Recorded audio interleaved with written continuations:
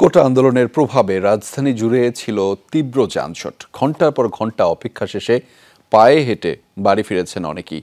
দূরদূরান্তে যাদের গন্তব্য দীর্ঘ অপেক্ষার পরও গাড়ি পাননি তারা। মেট্রোতেও বাড়তি চাপ থাকায় ঠাঁই হয়নি সবার। সিলন ফ্যামিলি ব্লেন্ডের কড়ালিকার আর সতেজ স্বাদের পারফেক্ট ব্লেন্ডে স্বপ্নেরা মেলুক টানা। বৈষম্য বিরোধী আন্দোলন চলছে দেশ জুড়ে, কিন্তু রেশ রাজধানীতে সবচেয়ে বেশি। শাহবাগ, সায়েন্স ল্যাব ও কারওয়ান বাজার বন্ধ হয়ে গেলে প্রভাব পড়ে শহরের অন্যান্য সড়কেও। থমকে যায় গাড়ি, লম্বা লাইন বাড়তে বাড়তে কিলোমিটার ছাড়িয়েছে কোথাও। 1:30 থেকে এখন 6:30 বাজে, প্রায় 5-6 ঘন্টা হয়ে গেছে। আজকে জ্যাম অনেক বেশি, মানুষ তো এমনি গরমের মধ্যে একটু অস্থির ভাব আছে। প্রচুর যানজট। আমি আগারগাঁও থেকে ফার্মগেট এসেছি, প্রায় 1 ঘন্টা হয়ে গেছে। ঘন্টার পর ঘন্টা অপেক্ষা করতে গিয়ে ধৈর্যের বাঁধ ভেঙে যায় অনেকের। গাড়ি থেকে নেমে হাঁটা শুরু করেন তারা। দূর দূরান্তে যাদের ফিরতে হবে তাদের ভোগান্তি ছিল সবচেয়ে বেশি। অতিষ্ঠ হয়ে আমি খামার বাড়ি থেকে হাঁটটা ফার্মগেট পর্যন্ত পৌঁছেছি। হেঁটে যাবো, তারপর দেখি বাস পাই কিনা।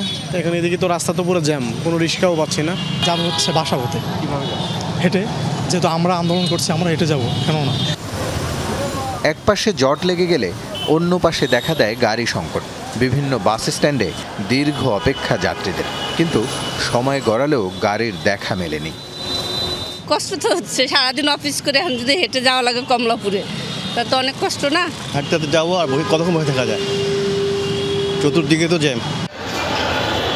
মিরপুর বা উত্তরার মেট্রো যাত্রীরাও রেহাই পাননি রবিবারের ভোগান্তি থেকে। গাড়ি না থাকায় বাড়তি চাপ ছিল স্টেশনগুলোতে, সেখানেও অতিরিক্ত ভিড়ে টিকিট কাটা দায়।